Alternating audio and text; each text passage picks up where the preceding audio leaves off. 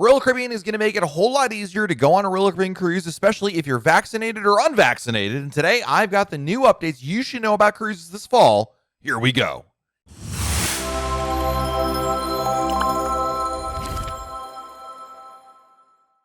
Hey everyone, it's Matt from RoyalCaribbeanBlog.com. Royal Caribbean has updated its protocols, and these are significant. In fact, they are matching, if not exceeding, some of the other protocols that we've seen from other cruise lines. And if you recall, about a week or two ago, we had an update about allowing unvaccinated people on board, but there were a lot of restrictions with that. Good news, there's now more opportunity for anyone to really go on a cruise with very few exceptions. Royal Caribbean has introduced new protocols that parallel the broader travel industry, and they go into effect beginning September 5th, 2022. In short, Royal Caribbean will welcome all guests, unvaccinated and vaccinated, to sail. The new guidelines are basically this simple. Unvaccinated guests can cruise with negative results from any commercially available test, including self-tests that are not proctored.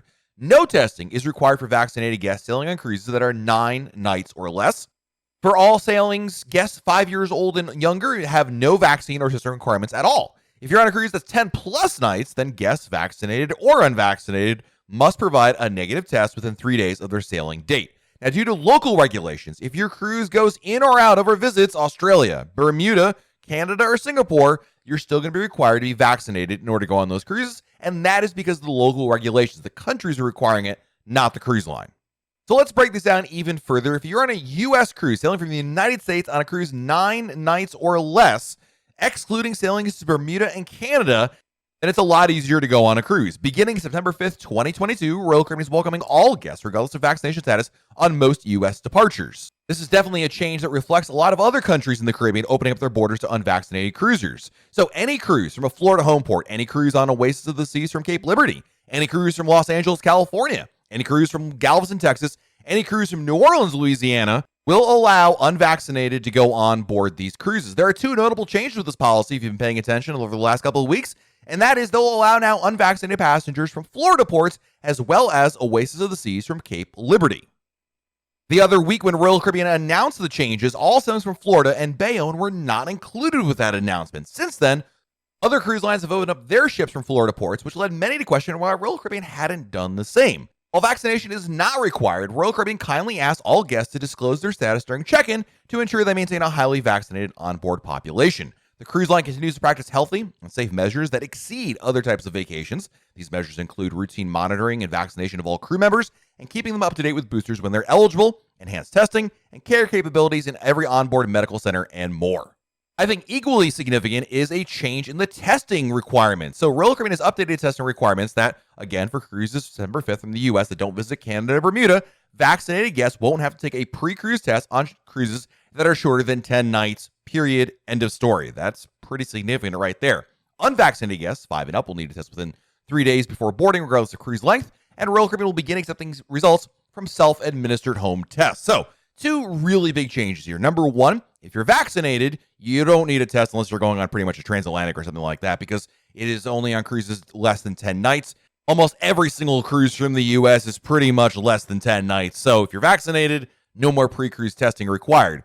And on top of that, Royal Caribbean is going to begin accepting those self-administered home tests. And they've always accepted home tests that were proctored, but now you can take the ones that come free from the government or ones you have laying around that aren't proctored, ones you do on your own, and you bring it to the cruise terminal if you, of course, need a COVID test. This makes it a lot easier for folks to get a COVID test there. And really, whether you're vaccinated or not, this change makes the entire testing policy a heck of a lot easier than it was just a couple days ago.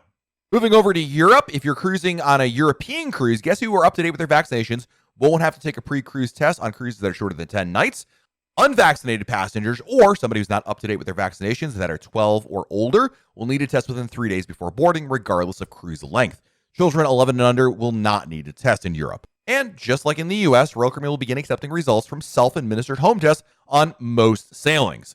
Really, the only places now that require a COVID test and vaccination requirements are going to be cruises that visit Canada or Bermuda, transatlantic sailings, and also, of course, Singapore. And that's until further notice. Keeping in mind, by the way, all of this could change. Royal Caribbean promised, by the way, that protocols for each sailing will be sent to the guests via email on the website no less than 30 days before you sail. But if the protocols for your sailing change upon that confirmation and you're unable to travel because of your vaccination status now, Royal Caribbean will move you to a new sailing where your vaccination status is accepted or provide you a full refund. Now, if all of these COVID update policy changes aren't enough for you, I've actually got some more Royal Caribbean tidbits to share.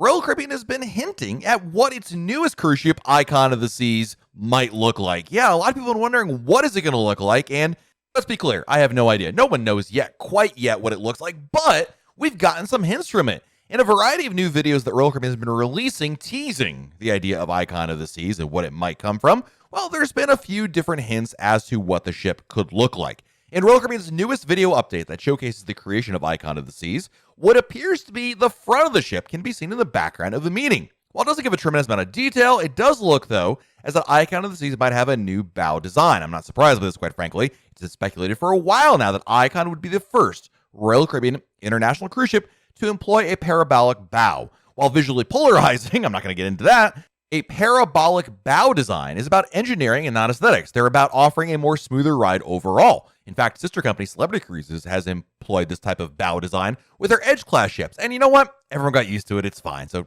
change is inevitable. So this one doesn't surprise me all that much, but we kind of sort of have a hint that that is definitely coming. And number two is, if you look in some of these videos, there have been blueprints shown, and you can't really get a whole lot of detail except for the fact there is definitely space in these blueprints for what appears to be, possibly, maybe, an open air part of the ship. Now, this reminds a lot of people of like Central Park or the Boardwalk neighborhoods on the Oasis class cruise ships, which were the first type of ships to introduce an open air part of the ship, where instead of having the ship, like the interior, be totally enclosed, you've actually got these open air sections that have different features. What could be in there? Boy, do I have no idea either.